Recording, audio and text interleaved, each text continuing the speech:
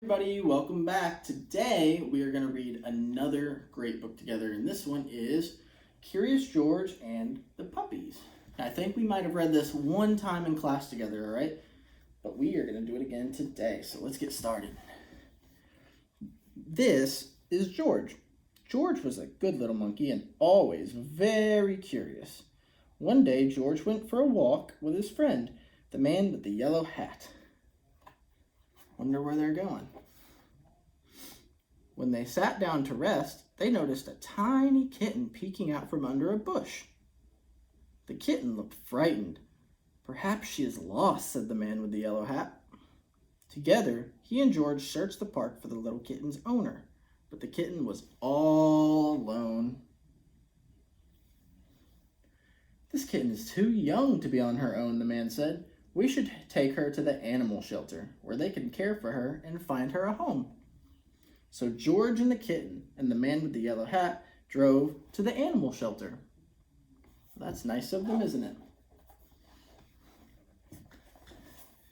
The director of the shelter was glad to see them.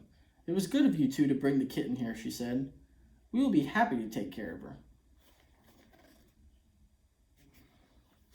George gave the kitten to the director. Then he and the man with the yellow hat walked inside. "Come on in," the director said, "but watch where you step. We have a large litter of puppies, and one has gotten out of his cage. So a big group of puppies, we call that a litter. We're still looking for him, so please be careful." She closed the door behind them quickly. George had never been to an animal shelter before. Animals of all kinds were being cared for here. George saw bunnies, cats, turtles, and guinea pigs. He even saw a snake. But he didn't see any puppies. A lot of animals. "George, I need you to sign some papers," said the man with the yellow hat. "I need to sign some papers," said the man with the yellow hat. "Please stay here and don't be too curious." Just as the man with the yellow hat left the room, George heard barking. Maybe it was the puppies. But where was it coming from? George was curious. He followed the barking noises. What do you think's going to be behind that door, everybody? We'll find out. And found a room full of dogs. There were yellow dogs, spotted dogs, sleek dogs, and fluffy dogs. There were quiet dogs and yappy dogs, and even a dog without a tail. But where were the puppies? Then George saw a little wagging tail. Then another, and another. Looks like he found them. Once George saw the puppies, he couldn't take his eyes off of them. He had to pet one. Here was a puppy. The puppy liked George. George wanted to hold the puppy. Slowly, he opened the door. But before George could even reach for the puppy, the mother dog pushed the door open and was off like a shot. George tried to close the door after her, but the puppies were too fast, and there was nothing George could do. So he let all the puppies out of their cage. Puppies were everywhere.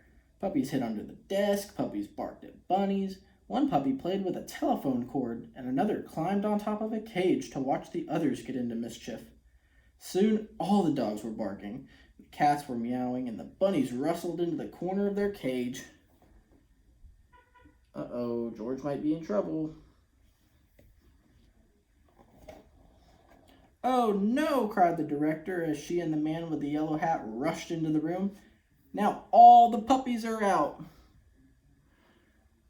The man with the yellow hat helped the director gather up the puppies and put them safely back in their cage. Soon all the animals settled down and were quiet. Except for one who was still barking. It was the mother dog. What was she barking at? There was nothing here but a door. What do you think's behind that door? I don't know. We'll see. There must be something on the other side, thought George. So he opened the door. It was the missing puppy. Everyone was happy to find the puppy. The director scooped him up and said, "George, you certainly caused a ruckus, but if you hadn't let the puppies out, we might still be searching for this little one." See, they found him all the way in the back of the closet. Then she gave the puppies and their mother a snack. "These puppies are now big enough to go live with families who will take care of them," she said. "Do you want to take one home with you, George?" And George did. Awesome. So at first, George thought that he made a big mistake by letting all the puppies out, but it turned out that it was a good thing that happened because they were able to find the missing puppy. So thank you so much, everybody, for reading another great book with me today. I can't wait for our next one. So have a great day. Bye.